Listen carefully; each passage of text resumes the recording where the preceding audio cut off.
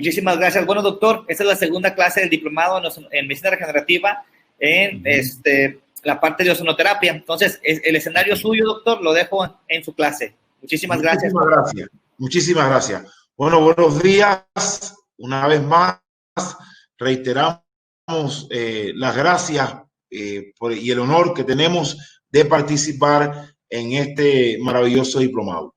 En el día de hoy vamos a ver la utilidad, los beneficios de la ozonoterapia en el paciente diabético. Sobre todo, vamos a ver el efecto protector hepático de la ozonoterapia y el efecto nefroprotector de la ozonoterapia en el paciente diabético. La diabetes mellitus y sus complicaciones constituyen uno de los principales problemas de salud debido a sus consecuencias sociales y también a sus consecuencias económicas. Esto es un dato que ya inclusive es de 2012, donde esos estudios sugirieron una prevalencia de 300 millones. Hoy se habla ya de 400 millones en el paciente diabético, fundamentalmente el paciente diabético tipo 2. Ya sabemos que la calidad de vida de estos pacientes está severamente afectada. Por ejemplo, el riesgo de amputaciones de los miembros inferiores es del 15 a 40 veces mayor en un paciente diabético que en un paciente no diabético. La diabetes mellitus es responsable del 40% de las enfermedades renales terminales y también de la ceguera. La expectativa de vida es de 10 a 15 años menos en un paciente diabético en relación a un paciente que no es diabético. También conocemos que la frecuencia de hospitalización, los gastos de salud, los presupuestos para el tratamiento de las complicaciones del paciente es mayor en relación con un paciente que no es diabético. Todo este hecho que vivimos día a día justifica la búsqueda de alternativas terapéuticas complementarias que ayuden a mejorar la calidad de vida del paciente diabético y que ayuden a disminuir los riesgos, las complicaciones y los costos desde el punto de vista económico del paciente diabético. Ya conocemos que las complicaciones diabéticas van a estar dadas por esa hiperglicemia mantenida.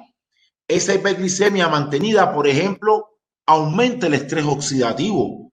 Ese estrés oxidativo dispara lo que es el daño apoptótico y este daño apoptótico se ve en células hepáticas, se ve en células endoteliales y también se ve en células beta del páncreas. Una de las complicaciones de nuestros pacientes diabéticos, que son muchas, como es el pie diabético neuroinfeccioso, el pie diabético isquémico, el pie diabético mixto, la retinopatía diabética, la cardiopatía diabética, las enfermedades cerebrovasculares del diabético, la osteoartritis diabética, está el incremento de los ácidos grasos poliinsaturados, los ácidos grasos libres, el incremento patológico del colesterol, de la LDL, y esto culmina, entre otras cosas, aparte de tener un daño endotelial, culmina con el daño hepático. Y muchas veces nuestros pacientes diabéticos cursan con una hepatopatía, con incremento de las transaminasas, con disminución de la trombopoietina, dando como resultado disminución de las plaquetas en estos pacientes. ¿Por qué en nuestros pacientes diabéticos descompensados la función hepática puede alterarse? Esto se ve fundamentalmente en el paciente diabético tipo 2 que hace un síndrome de resistencia a la insulina. Ya las células no responden a la insulina fundamentalmente por problemas en el transportador GLUT4, que no va de citoplasma a la membrana y por tanto al no expresarse la membrana no puede entrar la glucosa al interior de la célula. Otro punto es el tema de la alteración en la estructura del receptor de insulina. Todo esto, la alteración de la estructura del receptor de insulina, donde no se produce la fosforilación de sustrato, la alteración del transporte, de transportador, el paciente sufra de un síndrome de resistencia a la insulina.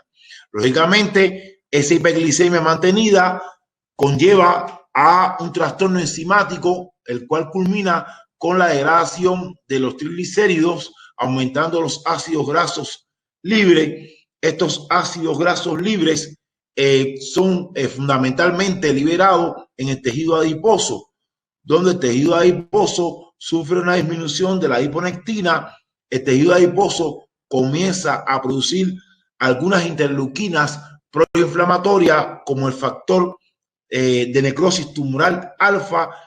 Estos ácidos grasos que son producidos por el tejido adiposo entran al citoplasma del hepatocito y son capaces de desacoplar la fosforilación oxidativa a nivel de sustrato, alterando así la respiración celular. Son capaces estos ácidos grasos de llevar a la célula a un estrés oxidativo, el cual va a dañar a la mitocondria, y todo esto lógicamente se acompaña de un proceso inflamatorio.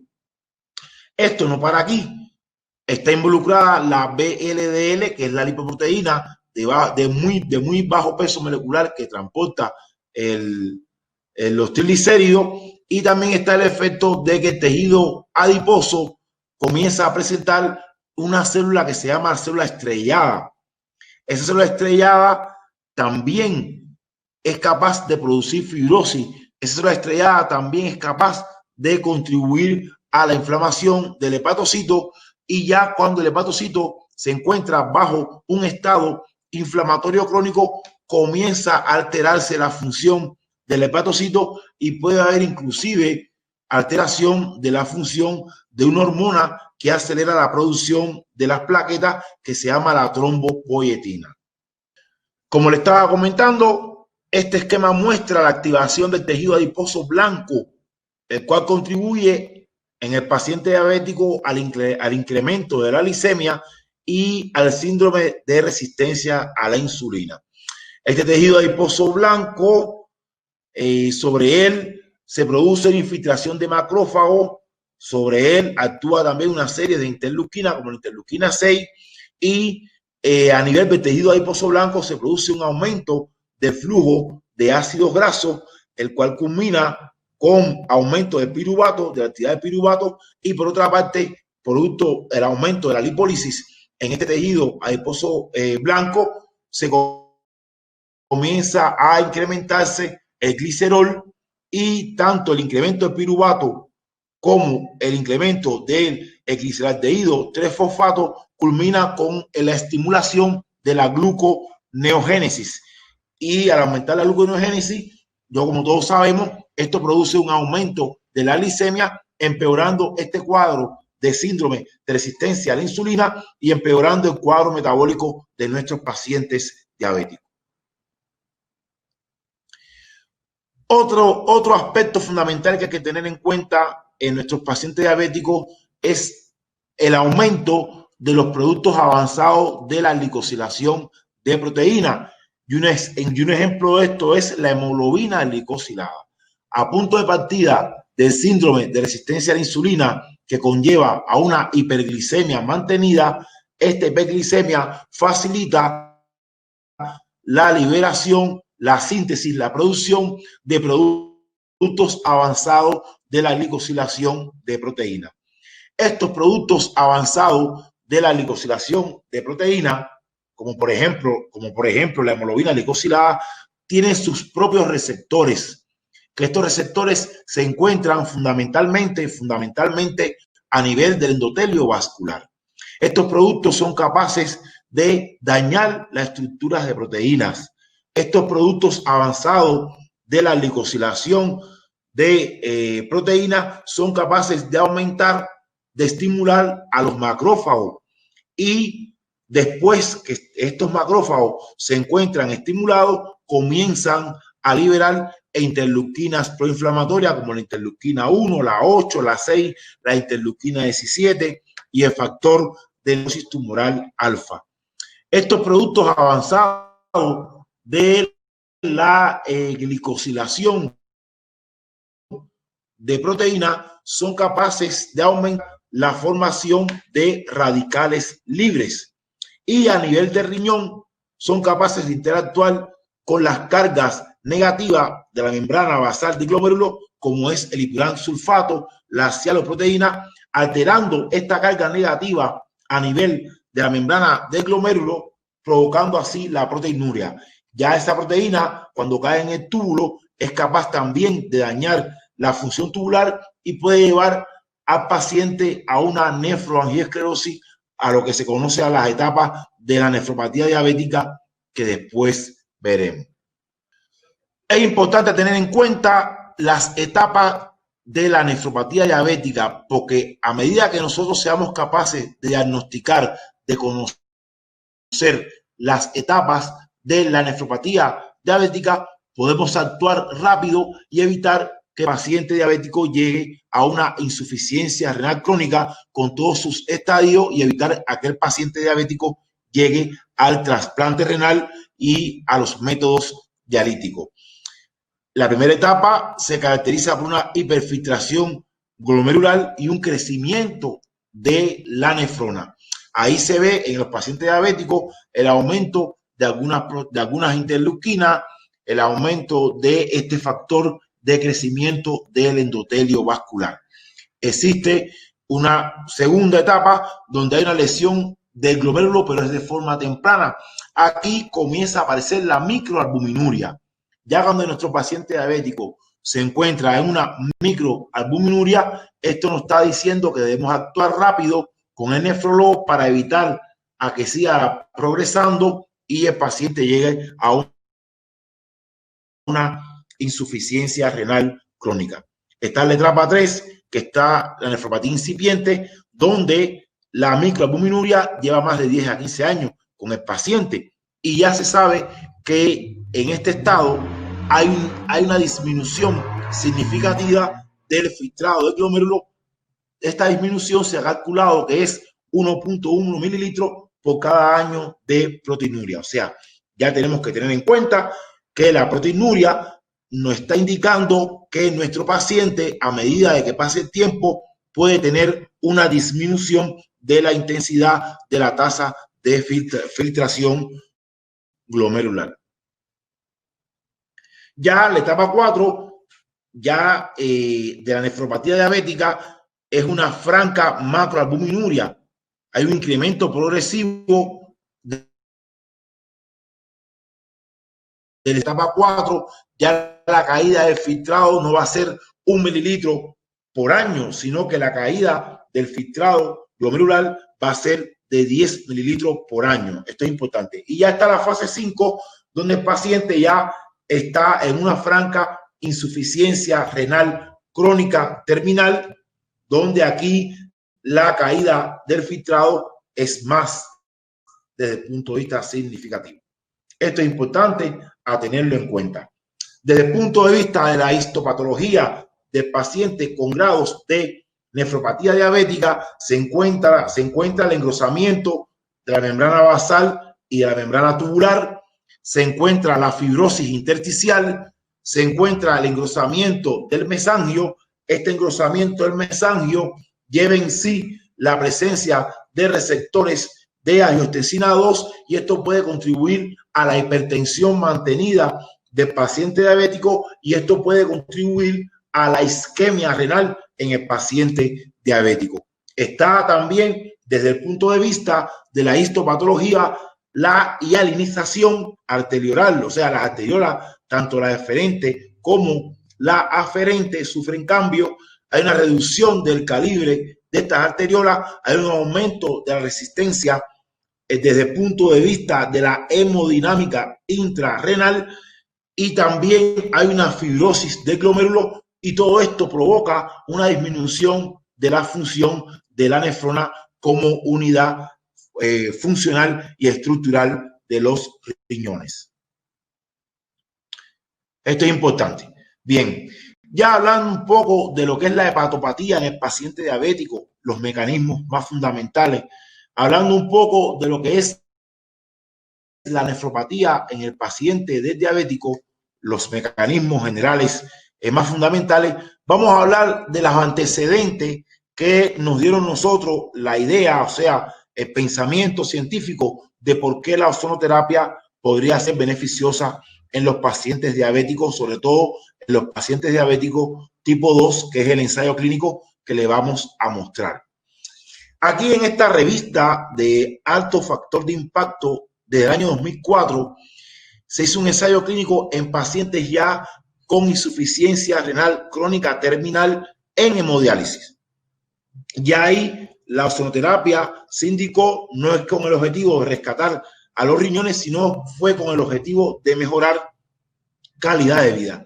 Estos pacientes con una insuficiencia renal crónica terminal bajo los métodos dialíticos, en este caso la hemodiálisis, presentaban una enfermedad endotelial.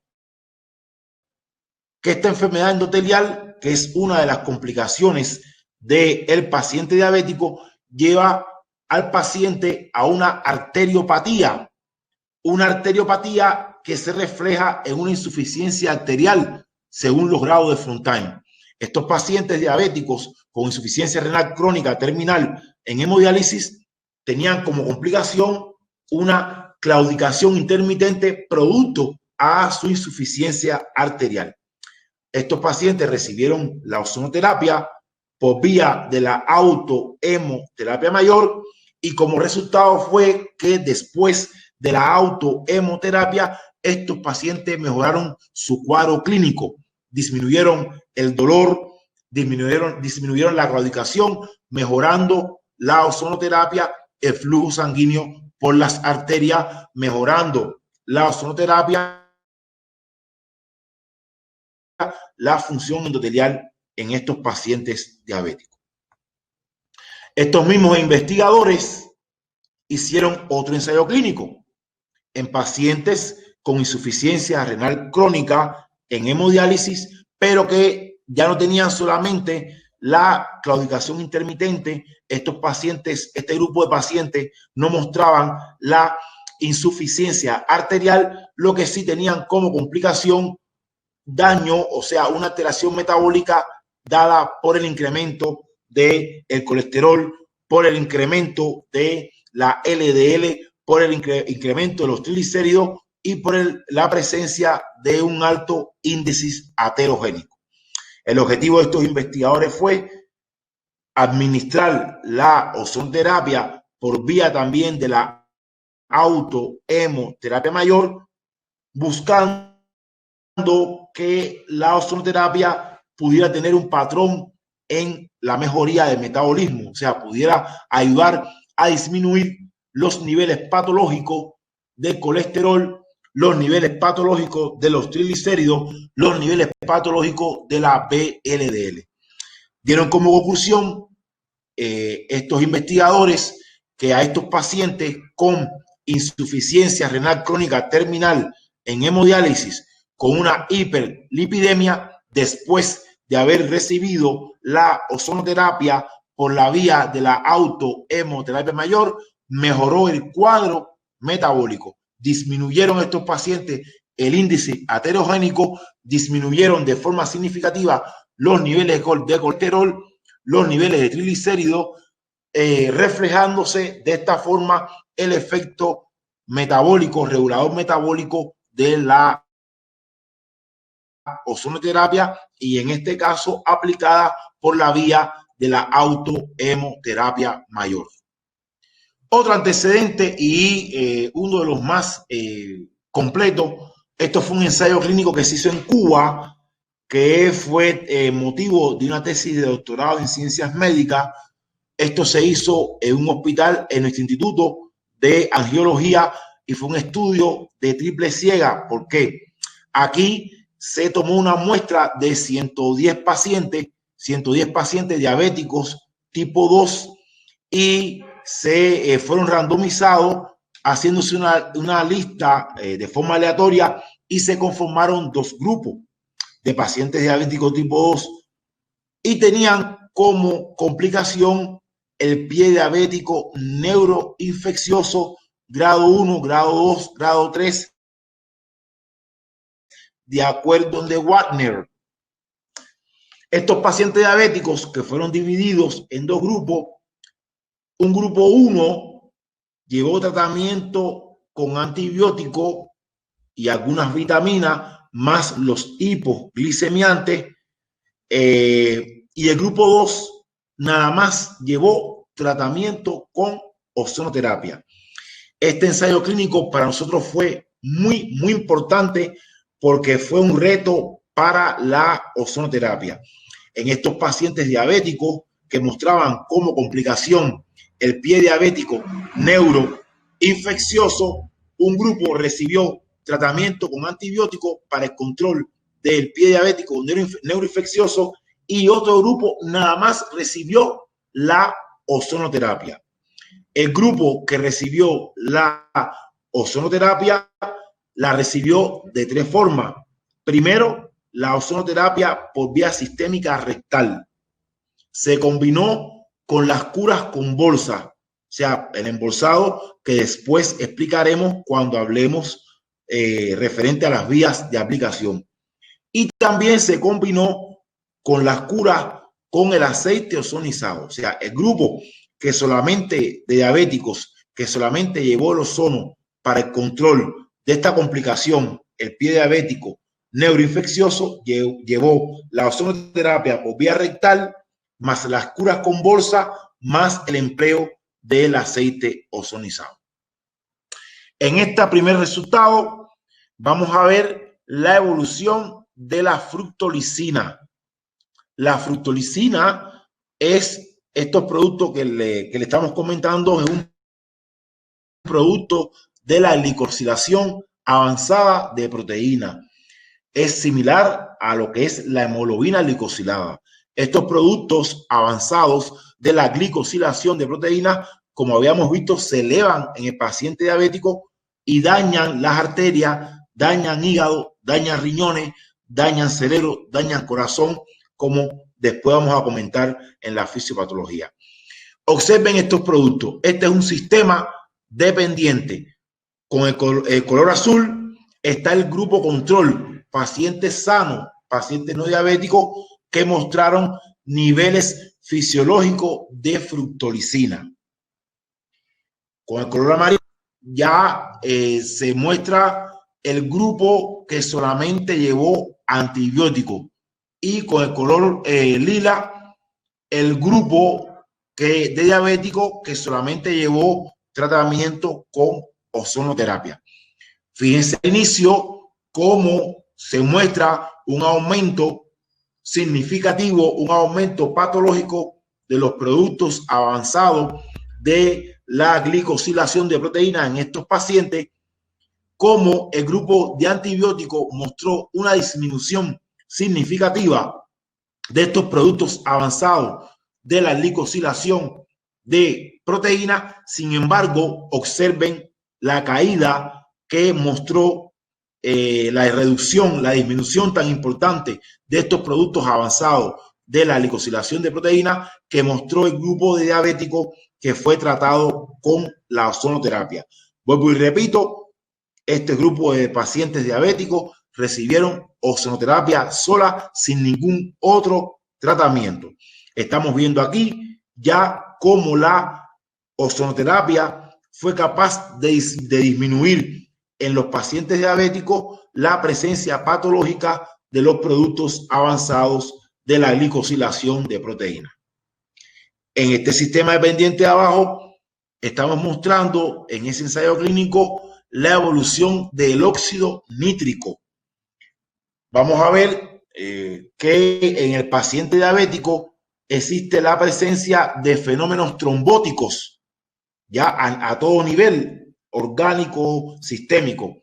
Y esta presencia y esta alta presencia de fenómenos trombóticos en los pacientes diabéticos está, entre otras cosas, por la caída del óxido nítrico que tienen estos pacientes. Recordemos que el óxido nítrico es un agente vasodilatador, es un agente protector endotelial y está en déficit en el paciente diabético. Vamos a ver qué pasó aquí después de la ozonoterapia. Aquí vemos este sistema dependiente en este ensayo clínico. Con el color azul se muestran los niveles fisiológicos del óxido nítrico. Observen la caída del óxido nítrico, la caída significativa del óxido nítrico en los pacientes diabéticos.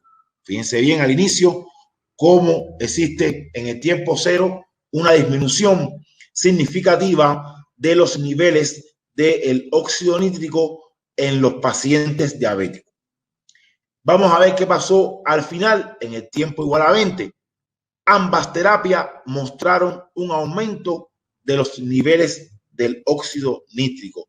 Por supuesto, los antibióticos, al controlar la infección, como resultado se produjo un incremento del óxido nítrico, pero lo que sí fue nuevo en aquel entonces fue el conocimiento de que la ozonoterapia fue capaz de aumentar los niveles del óxido nítrico. Esto es un proceso importante, esto es un efecto muy importante de la ozonoterapia en el paciente diabético, el incremento significativo del óxido nítrico. Bien, ¿qué pasó desde el punto de vista del pie diabético neuroinfeccioso?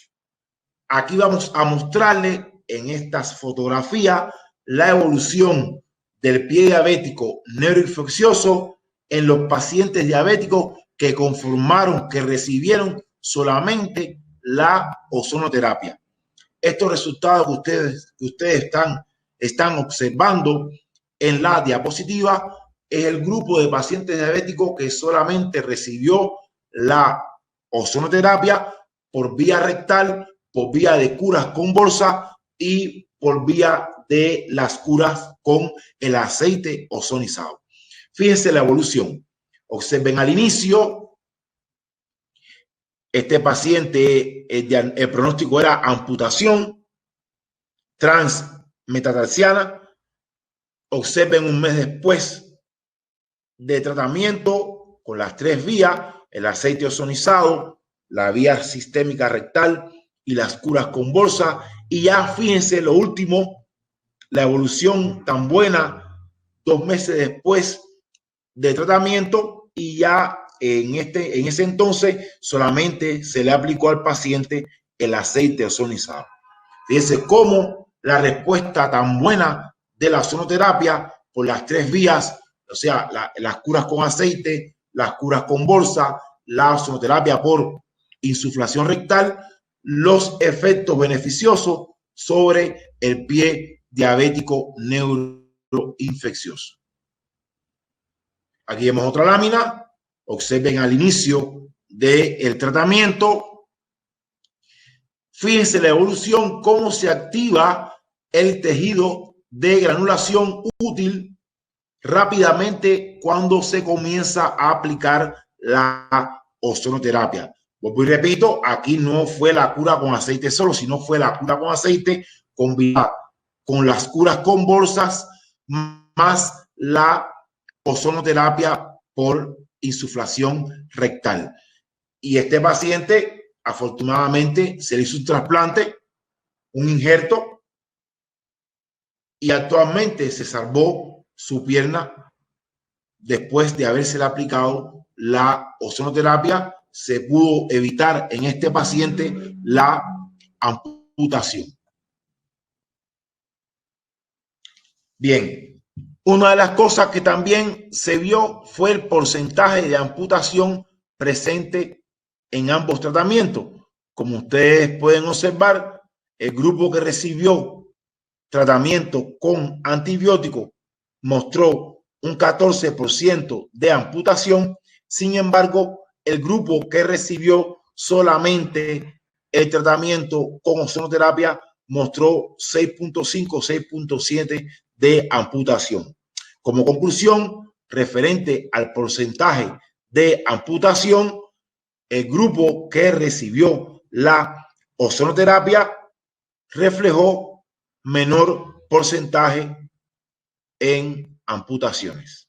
Fíjense aquí la evolución al inicio, observen la lesión. Fíjense la respuesta buena solamente con 20 días de tratamiento. Fíjense la evolución tan favorable de la lesión con 20 días de tratamiento con ozono. Este fue un estudio muy fuerte que ya reflejaba los efectos beneficiosos de la ozonoterapia en el pie diabético neuroinfeccioso. Años después, en el 2015, apareció publicada en esta revista de prestigio internacional un reporte de un caso de un paciente con pie diabético neuroinfeccioso, pero que también estaba a las puertas de un choque séptico. Mostraba una hepatopatía, mostraba una nefropatía. Este paciente recibió tratamiento con ozono, o sea, se le hizo las curas con bolsa, las curas con aceite ozonizado, se le aplicó la insuflación rectal y también se le aplicó la autohemoterapia mayor. Este paciente se le combinó la ozonoterapia con antibióticos. Este paciente lógicamente fue hospitalizado, fue llevado al salón 2 veces, recibió tratamiento con antibióticos como la penicilina, quinolonas de tercera generación, y el paciente no respondió al tratamiento. Fue interconsultado, fue trasladado a Cuba en aquel entonces, y al llegar al Centro de Investigaciones del Ozono, se hospitalizó en dicho centro, fue visto por ortopédico, fue visto por clínico, se le indicó un tratamiento con antibiótico y también se le indicó un tratamiento con ozonoterapia. Estos fueron los primeros resultados que comenzaron a hablar de los efectos hepatoprotectores de la ozonoterapia. Como ustedes pueden observar acá, en este paciente llegó con cifras altas de transaminasas. Fíjense cómo la transaminasa glutámico oxalacético mostró valores de 131 al inicio, y después de la ozonoterapia como herramienta complementaria al tratamiento farmacológico mostró un descenso, fíjense, a 20 de unidades por litro. La transaminasa glutámico pirúvico, como ustedes pueden observar, mostró valores de 162 al inicio, y observen cómo después los valores de esta transaminasa disminuyeron de forma significativa a 15. Lógicamente, por la nefropatía que mostraba este paciente diabético, lógicamente el daño a la membrana glomerular, obsérvense la cifra de albúmina. Lógicamente, por la proteinuria masiva que mostraba este paciente, observen la caída de las cifras de albúminas al inicio, 2.4, y fíjense cómo después de la ozonoterapia subió la cifra de albúmina a niveles normales. Estamos viendo ya en este paciente los efectos hepatoprotectores de la ozonoterapia en este paciente diabético, y este paciente era insulino dependiente, y estamos viendo ya los efectos nefroprotectores, de la ozonoterapia en este mismo paciente. Desde el punto de vista de otra enzima que refleja la función del hepatocito, por ejemplo, la gamma-glutamiltrampeptidasa, obsérvense al inicio 199 y después del tratamiento con ozonoterapia 188. Si bien desde el punto de vista estadístico no fue significativa, ya se está viendo los resultados de la ozonoterapia en la disminución de esta enzima de la gamma-glutamiltrampeptidasa.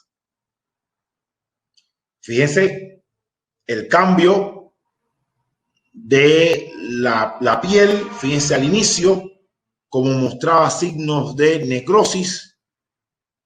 Obsérvense un tejido de granulación no útil. Observen cómo se mejoró después de la ozonoterapia. Si mal no recuerdo, esto fue la sexta sesión de las curas con bolsa, del empleo del aceite ozonizado, combinado lógicamente con la vía rectal y la vía de la autohemoterapia mayor. O sea que también no solamente en este paciente se estaban viendo los efectos nefroprotectores de la ozonoterapia, los efectos hepatoprotectores de la ozonoterapia, sino que a nivel ya de la lesión del pie diabético neuroinfeccioso se estaba viendo la recuperación del paciente a medida que se le iba administrando, a medida que el paciente estaba recibiendo la ozonoterapia.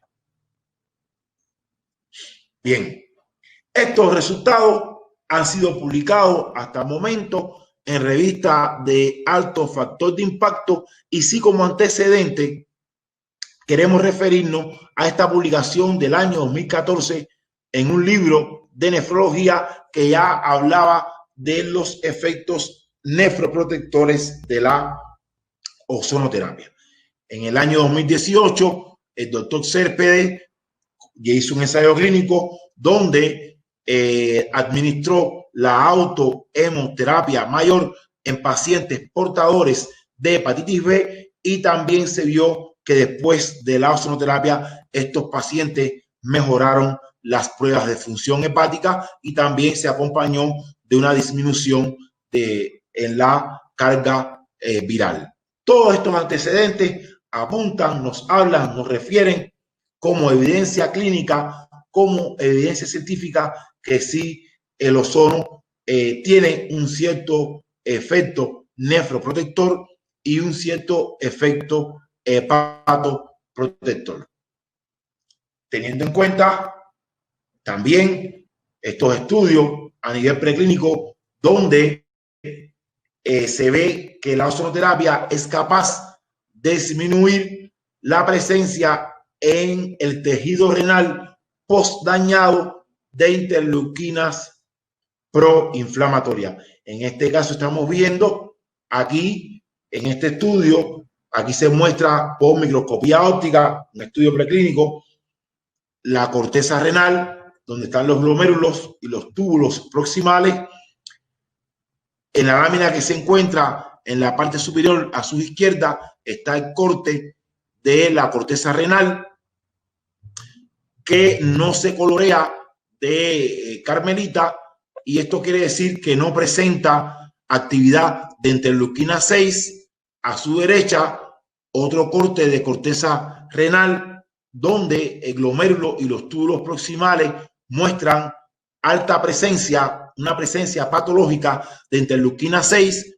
Este corte perteneció a los animales que desarrollaron el infarto renal y no recibieron tratamiento, y sin embargo abajo hay un corte de corteza renal donde no se colorea la lámina, mostrando una disminución de la presencia de interleuquina 6, una interleuquina proinflamatoria como todos conocemos en los riñones, y esta lámina perteneció al grupo de animales que desarrollaron el infarto renal, pero que fueron tratados con ozono por vía rectal. En este estudio preclínico, ya ampliamente publicada, se reflejó que la ozonoterapia por vía rectal fue capaz de disminuir la presencia de interleuquina 6, interleuquina proinflamatoria, en el tejido renal, en los riñones postlesionados. Bien, hasta aquí hemos visto en estos estudios preclínicos, en estos estudios clínicos, muestran los efectos beneficiosos de la ozonoterapia en el paciente diabético, y muestran los efectos beneficiosos de la ozonoterapia en la protección del riñón y en la protección del hígado. Todos estos antecedentes nos enseñaron a nosotros y nos sirvieron y nos sirven para desarrollar este ensayo clínico que le vamos a mostrar. Este es un ensayo clínico, fue hecho acá en México con pacientes diabéticos tipo 2. Entonces, el problema de este ensayo clínico fue el siguiente. En la diabetes mellitus tipo 2 aparecen como complicaciones el daño hepático, el daño renal, ocurriendo esto en un % elevado para estos pacientes. ¿Cuál fue la hipótesis? La que ya conocemos. La ozonoterapia ha mostrado efectos en la protección del tejido hepático sometido a daño en estudios tanto preclínicos como clínicos, y entonces pensamos que pudiera tener un efecto beneficioso sobre la calidad de vida en pacientes diabéticos con daño hepático y daño renal como complicación. Lógicamente, esto fue un estudio aprobado por el Comité de Ética de nuestra sociedad. Se cumplieron las normas de Helsinki del 97 y lógicamente todos los pacientes firmaron el acta de consentimiento para participar en este estudio. Desde el punto de vista de los objetivos, objetivo general fue valorar el efecto de la ozonoterapia vía sistémica sobre pacientes diabéticos complicados, fundamentalmente con hepatopatía y nefropatía. Desde el punto de vista de los objetivos específicos, mostrar los efectos de la ozonoterapia como herramienta terapéutica complementaria sobre las pruebas de función hepática, las pruebas de función renal, algunos indicadores del estrés oxidativo y ver si la ozonoterapia en estos pacientes era capaz de modular los niveles sanguíneos de óxido nítrico. Como hayamos visto en la fisiopatología, sabemos que el óxido nítrico en estos pacientes diabéticos está disminuido. Bien, material y método fue un estudio retrospectivo longitudinal desarrollado desde el 2013 al 2019. Se seleccionaron 22 pacientes con diagnóstico de diabetes mellitus tipo 2 de acuerdo a los criterios de la Asociación Americana de Diabetes y de acuerdo a los criterios de la Organización Mundial de la Salud, los cuales fueron sus propios controles. Estos asistieron a nuestro centro y recibieron la vía rectal como vía de aplicación de la ozonoterapia. En cuanto a los criterios de inclusión, pacientes con diabetes mellitus tipo 2 de 45 a 65 años de edad, de ambos sexos, con neuropatía periférica diabética diagnosticada de 2 a 5 años de evolución, para lo cual llevaban tratamiento con metformina y vitamina de complejo B. Esto es como tratamiento de base. Como norma, estos pacientes, bueno, dieron su consentimiento, como ya habíamos dicho, firmaron su acta de consentimiento. Y bueno, estos pacientes además portaban hipertensión arterial, para la cual llevaban tratamiento con bloqueadores del sistema de renina-angiotensina-aldosterona. Como ustedes conocen, los inhibidores de la compactasa, enalapril, los bloqueadores de receptores AT1, que son los losartán, como ya conocemos. Estos fueron los criterios de exclusión. Los criterios de exclusión: pacientes que no cumplieron con el criterio de inclusión, pacientes diabéticos insulinos dependientes, diabéticos con hepatitis, o sea, con hepatopatía que no fueran hepatopatía metabólica, sino hepatitis de origen viral, pacientes diabéticos con hepatitis autoinmune, pacientes diabéticos con hemocromatosis, por supuesto, pacientes diabéticos portadores de hepatopatía alcohólica, diabéticos con déficit de la alfa-1 antitripsina, enfermedades neoplásicas, enfermedades psiquiátricas, el abandono voluntario del estudio y ya con un grado terminal de insuficiencia renal crónica y con una insuficiencia hepática. Estos fueron los pacientes que tenían los criterios de exclusión. ¿Cuáles fueron las variables medidas al inicio, al mes, al iniciar el tratamiento? con ozono y un mes después de haber finalizado.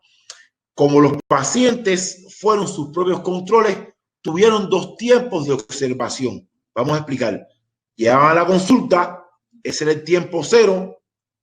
Ahí se mandaban, o sea, se indicaban todos los complementarios, el examen clínico, la escala del dolor neuropático, todo, y se esperaba un mes de observación. Pasado el mes, se repitieron todos estos estudios. O sea, la escala del dolor neuropático, los complementarios, y a punto de partida de este tiempo 1, que fue, ya habían pasado un mes de observación, se comenzó entonces a aplicar la ozonoterapia y se evaluaron los pacientes un tiempo 2 y un tiempo 3 con el objetivo de ver qué pasaba con la clínica del paciente y qué pasaba con los estudios complementarios de los pacientes después de la ozonoterapia.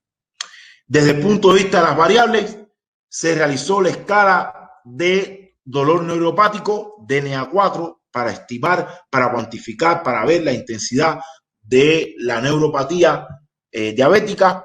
Se le realizó la glicemia basal, los triglicéridos, el colesterol LDL, la BLL colesterol, las plaquetas, la albúmina, las transaminasas glutámico oxalacético, la transaminasa glutámico pirúvico, la gamma glutamil transpeptidasa, como la fosfatasa alcalina, todo esto como prueba de función hepática. Como prueba de función renal, se estimó la microalbuminuria de 24 horas, los niveles de creatinina como marcador de control metabólico, lógicamente la hemoglobina glicosilada, y se hicieron los niveles sanguíneos de óxido nítrico y también algunos marcadores a nivel sanguíneo del estrés oxidativo. Este fue el tratamiento convencional que llevaron estos pacientes diabéticos tipo 2, la metformina, la vitamina del complejo B y bueno, los inhibidores de la convertasa y también los bloqueadores de receptores AT1. ¿Cuál fue el esquema de tratamiento con ozono? Habíamos planteado que aquí la ozonoterapia se aplicó por vía rectal. Fue la vía rectal. Comenzamos con un total de 25 sesiones y el tratamiento fue escalonado. Al inicio se utilizó una concentración de 35 miligramos por litro con 150 mililitros por 10 sesiones durante 5 sesiones. Después se aumentó la concentración a 40 miligramos por litro con un volumen de 200 mililitros por 10 sesiones más y se terminó con 40 de concentración con un volumen de 250 mililitros por 5 sesiones. Este fue el esquema de tratamiento de ozonoterapia indicado a estos pacientes diabéticos tipo 2. Bien, este fue el procesamiento estadístico. Se calculó la media y la desviación de estándar, el test de Duncan para la comparación y el McWinney para las variables bioquímicas.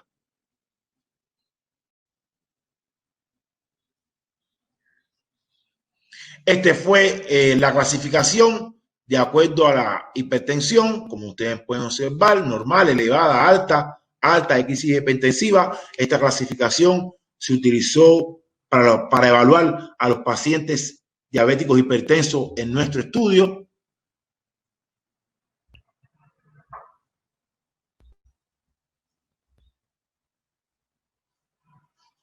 Esta fue la clasificación que se utilizó de acuerdo a la Asociación Americana de Diabetes del 2012, como ustedes pueden observar, para la diabetes mellitus. Esta fue la clasificación de la neuropatía diabética. Conocemos que existen muchas presentaciones clínicas de acuerdo a la tipo de fibras afectadas y de acuerdo a la presencia del dolor. Lógicamente, el 100% de nuestros pacientes que conformaron nuestro estudio portaban la polineuropatía diabética y esta es la forma clásica, o sea, la neuropatía distal simétrica, que es la presentación más frecuente, y esta fue la presentación que más, que mostraban nuestros pacientes diabéticos. Este fue el cuestionario de NA4, ustedes saben, empleado.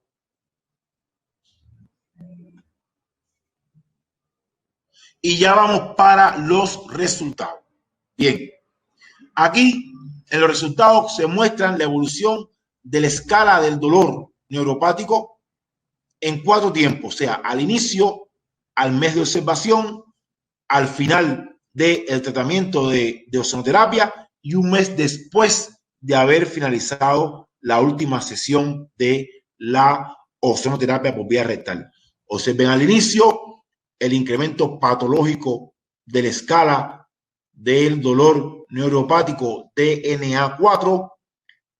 Al mes de observación igual se mantuvo ese dolor, ese incremento del dolor reflejado en la escala, y observen cómo disminuyó de forma significativa el dolor neuropático en los pacientes después de haberse aplicado la ozonoterapia como herramienta terapéutica complementaria. Esa disminución se mantuvo un mes después. O sea, estamos viendo inclusive los efectos tardíos beneficiosos de la ozonoterapia, donde un mes después de haber finalizado el último tratamiento, la última sesión de ozono por vía sistémica rectal, se mantuvo la disminución significativa de la escala del dolor neuropático. Vamos a ver la evolución de los parámetros bioquímicos y el conteo de plaquetas, o sea, en la consulta a un mes, al inicio del tratamiento, al final y un mes después. Vamos a ver la glicemia. Al inicio la media de los pacientes mostró 255 miligramos por decilitro. Pasado el mes de observación igual, 261. Y observen el descenso, la disminución de la glicemia después de la ozonoterapia. Fíjense la caída de 261 a 115, reflejando una disminución significativa de la glicemia basal después de la ozonoterapia. ¿Qué pasó un mes después del último tratamiento con ozono? Se mantuvo esa disminución. O sea, observen cómo se mantuvo la disminución de la glicemia a 120 un mes después de la última sesión de la ozonoterapia. Los triglicéridos, observen 260 al inicio, un incremento patológico de los triglicéridos se mantuvo durante un mes de observación, y observen cómo se disminuyeron estos triglicéridos a 98 después de la ozonoterapia.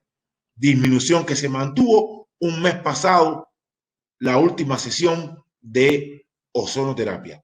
La LDL colesterol ocurrió lo mismo. Observen al inicio un incremento patológico de la LDL colesterol 140, incremento mantenido durante el mes de observación 147, y cómo después de la ozonoterapia se reflejó una disminución significativa de la LDL colesterol de nuestros pacientes, cuya disminución mantenida hasta un mes después de haber finalizado la terapia con ozono.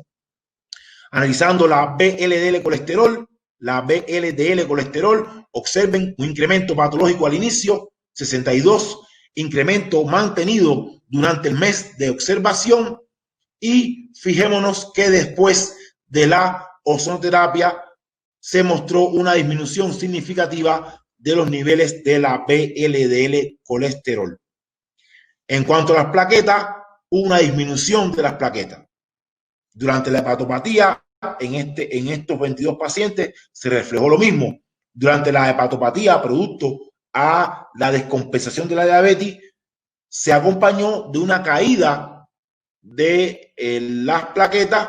Obsérvense, 132 al inicio, una trombocitopenia mantenida la trombocitopenia durante el mes de observación y vemos cómo se normalizaron,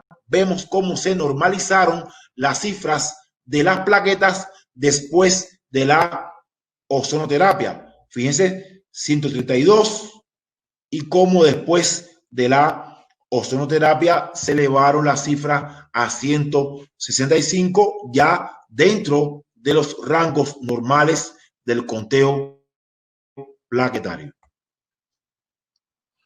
Albúmina, o sea, una hipoalbuminuria albuminemia producto a la nefropatía. Obsérvense la caída de la albúmina en sangre al inicio, disminución de la albúmina, la hipoalbuminemia durante el mes de observación, y observen cómo se recuperan las cifras de albúmina después del tratamiento con la ozonoterapia. Recuperación que se mantuvo un mes después.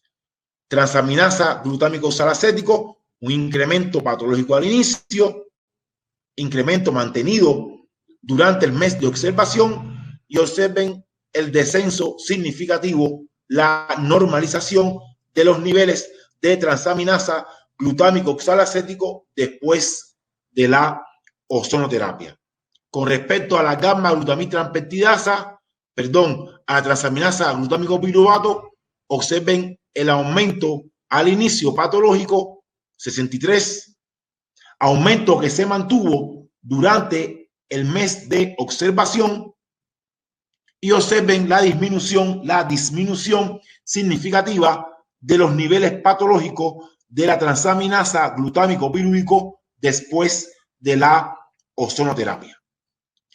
Ahora sí, la gamma glutamitrampeptidasa, 120 al inicio, un aumento patológico de esta enzima, aumento que se vio durante el mes de observación, y observen la caída, la disminución significativa de los niveles sanguíneos de la gamma glutamitrampeptidasa después de la ozonoterapia. La fosfatasa alcalina, como muestra también de la función hepática, observen el incremento patológico, 160 al inicio, incremento patológico que se observa durante el mes, ¿verdad? Y cómo este incremento se reduce, inclusive no se reduce después de la ozonoterapia, sino que al mes de haber culminado el último tratamiento, la última sesión de ozonoterapia, es cuando esta fosfatasa alcalina realmente sufre una disminución significativa. Por eso estamos diciendo que la ozonoterapia tiene una fase temprana y tiene una fase tardía. Aquí estamos viendo cómo la fosfatasa alcalina realmente al mes después de haber concluido el último tratamiento con ozonoterapia es que experimenta una disminución a los valores de referencia, a los valores normales de esta enzima. Vamos a ver los resultados ahora en el examen general de orina. Vamos a ver, observen la proteinuria masiva al inicio, 25.8 miligramos por decilitro de proteinuria mantenida durante el mes de observación.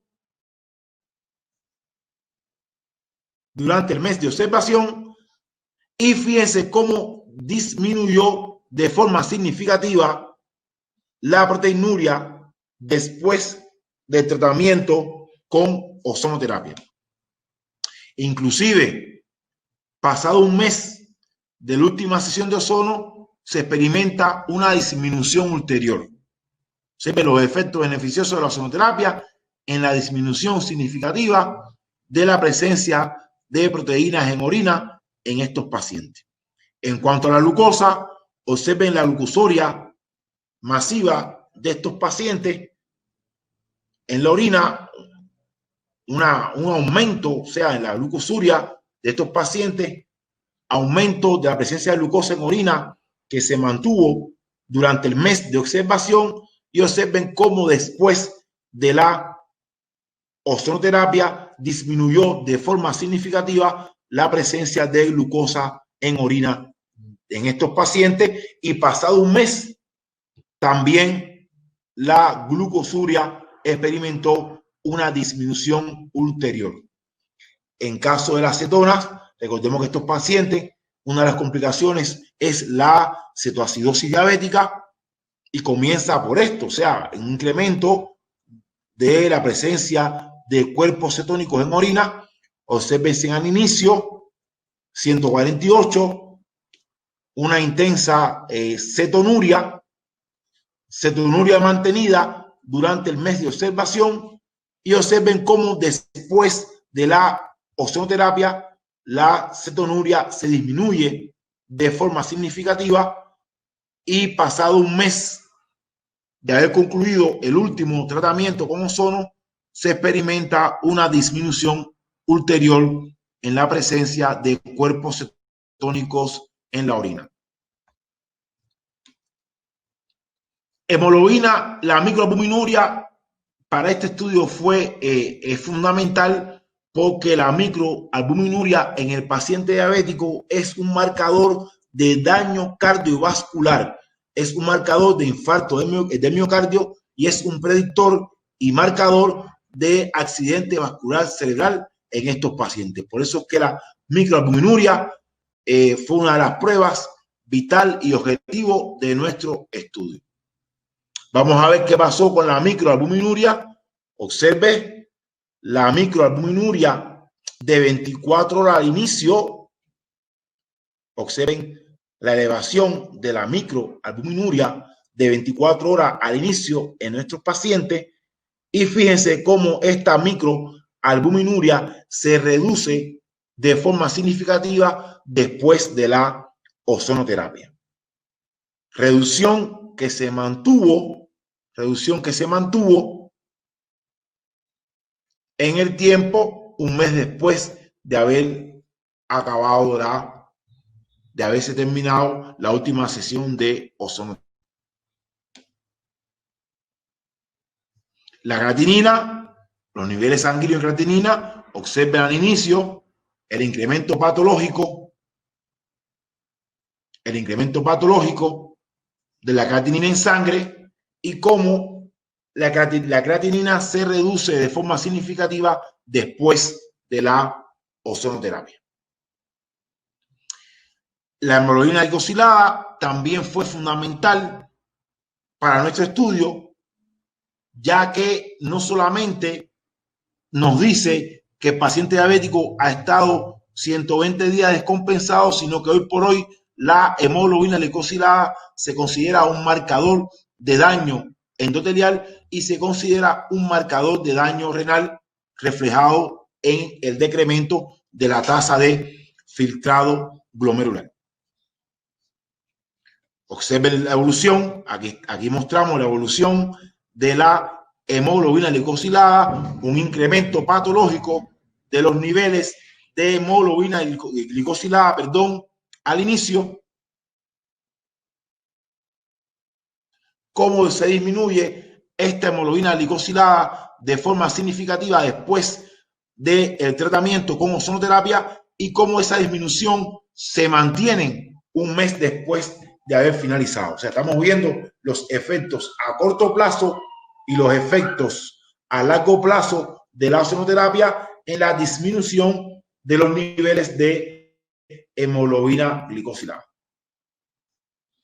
La evolución del óxido nítrico, como ustedes pueden observar, observen un incremento significativo de los niveles de óxido después de la ozonoterapia. Estamos viendo aquí lo que ha sido reportado por otros autores, que sí, que uno de los efectos beneficiosos de la ozonoterapia en el paciente diabético es el incremento de los niveles del óxido nítrico, como ustedes pueden ver acá. Observen al inicio, observen al final.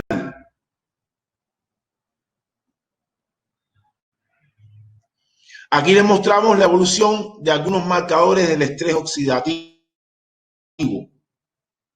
Aquí está el malonilaldehído, es un marcador de daño de membrana. Al inicio, observen el aumento mantenido, este aumento patológico durante, inclusive al final del tratamiento, y un mes después es que este disminuye, o sea, un mes después de haber finalizado la última sesión de ozonoterapia.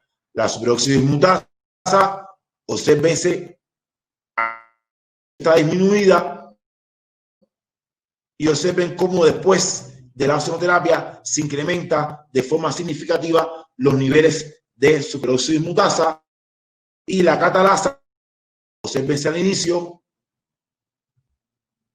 los valores de 165 y cómo esta catalasa se incrementó de forma significativa después. Desde el punto de vista del estrés oxidativo, también mostró un papel importante en la disminución del marcador de daño oxidativo, que es el malón de aldehído, y el aumento significativo de la actividad de enzimas antioxidantes como la superóxido dismutasa y la catalasa.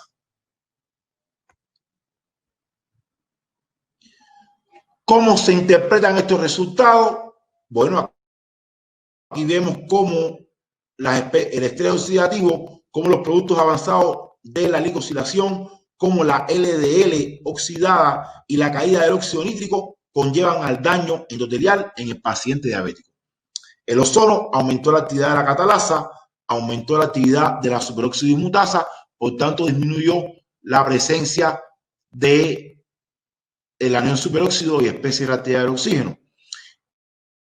La ozonoterapia fue capaz de disminuir los productos avanzados de la glicosilación.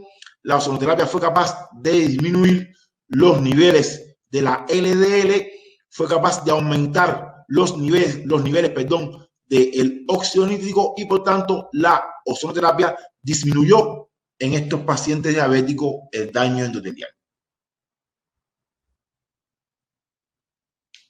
La hiperglicemia, lógicamente, es capaz de producir daño endotelial, es capaz de producir la liberación de interleuquinas proinflamatorias. La hiperglicemia es capaz de provocar proteinuria, producto del daño que hace sobre la estructura de la nefrona, y todo eso se vio disminuido en nuestros pacientes después de la ozonoterapia debido a lo siguiente: el ozono disminuye la hiperglicemia, y por tanto, al disminuir la hiperglicemia, todas estas vías se ven enlentecidas. Hay una disminución de la activación de la célula estrellada, hay una disminución de radicales libres en el hepatocito, hay una disminución después de la ozonoterapia de la inflamación, y todo esto hace que se mejore, y todo esto explica por qué después de la ozonoterapia encontramos en estos pacientes diabéticos mejoría en las pruebas de función hepática. Desde el punto de vista de la mejoría que mostraron los pacientes en la disminución de la escala del dolor, podemos decir que en la fisiopatología de la polineuropatía diabética se encuentra la vía del poliol, donde hay un aumento de la dosa reductasa, aumenta mucho la fructosa, aumenta mucho el sorbitol, y esto crea a nivel de la célula de Schwann un edema por un gradiente osmótico donde estalla la célula de Schwann, promoviendo así la polineuropatía diabética. Además de esto, en la fibra nerviosa, durante la polineuropatía diabética, hay un edema del axón, hay presencia de células de Schwann hidrópicas, hay degranulación de los mastocitos en el tejido circundante, hay un desprendimiento de la mielina.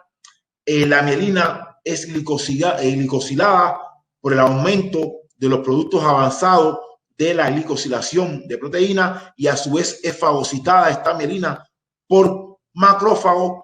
Hay una disminución del número de los microtúbulos y hay una despolimerización en los microfilamentos con una pérdida axonal. Estos son los elementos clave fisiopatológicos que conllevan al paciente diabético a una polineuropatía y a la expresión clínica de adormecimiento y a la expresión clínica de un aumento de la escala del dolor neuropático. ¿Por qué la ozonoterapia mejoró la escala DNA4 del dolor neuropático? Pensamos que la ozonoterapia haya hecho lo siguiente.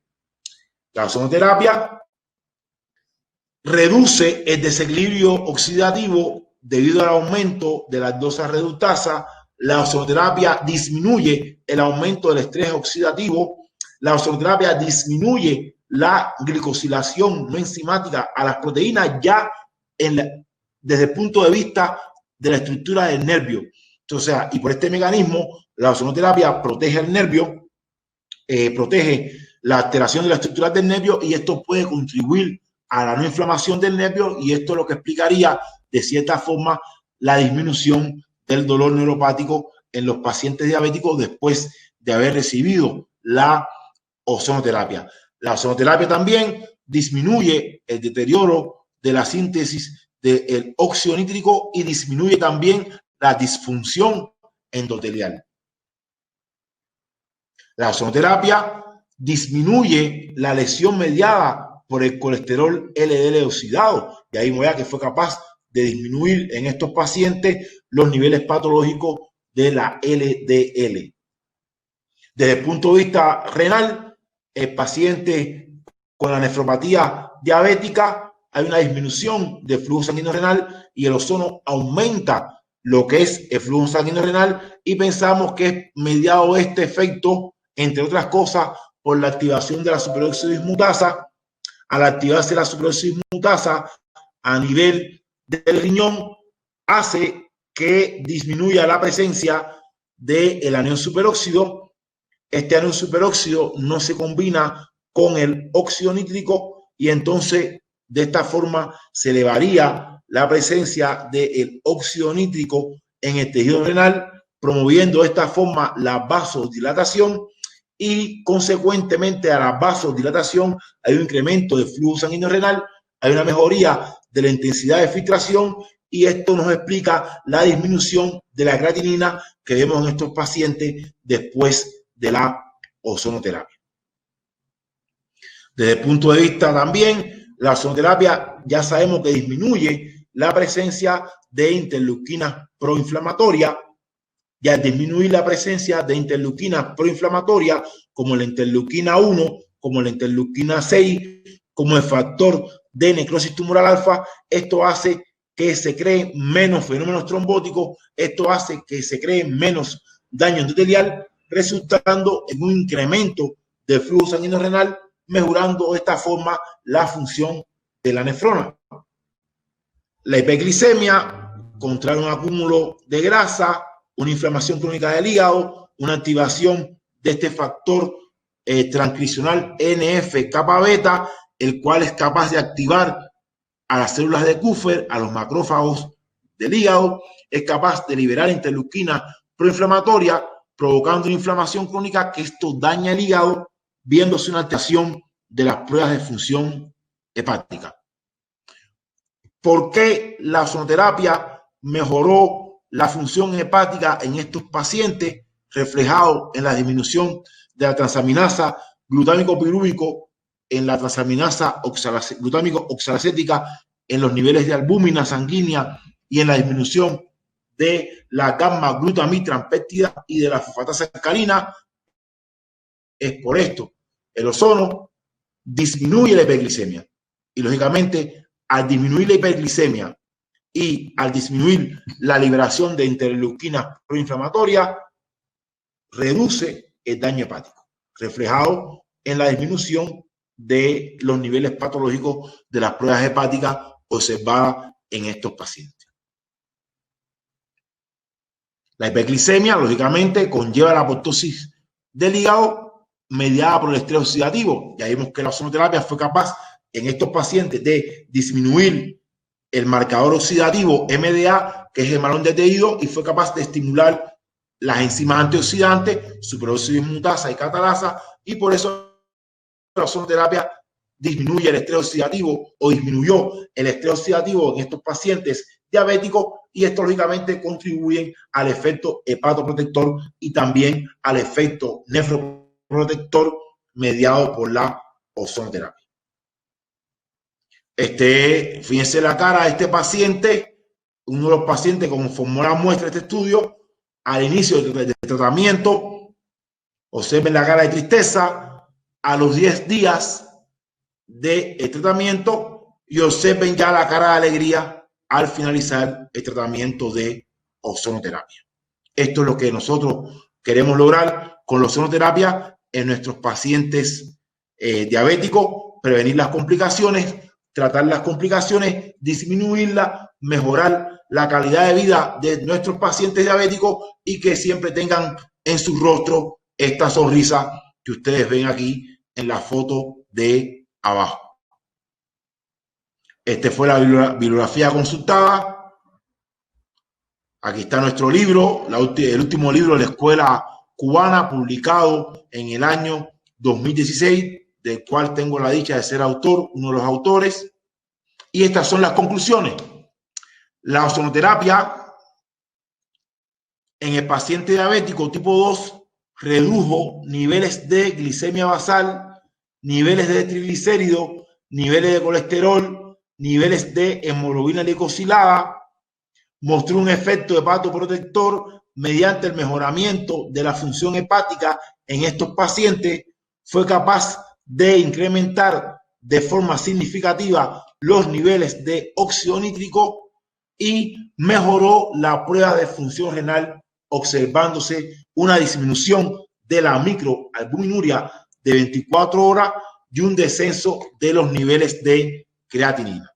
Donde quiera que se ame el arte de la medicina, se ama también a la humanidad. Muchísimas gracias. Muchas gracias, doctor. Estamos muy agradecidos con el doctor Colunga por esta clase tan interesante. Sí. Nos vamos a estar viendo, y esta fue la primera clase de nuestra parte de ozono. Y agradecemos mucho al doctor Colunga por acompañarnos el día de hoy. Nos vemos la siguiente clase. Hasta luego.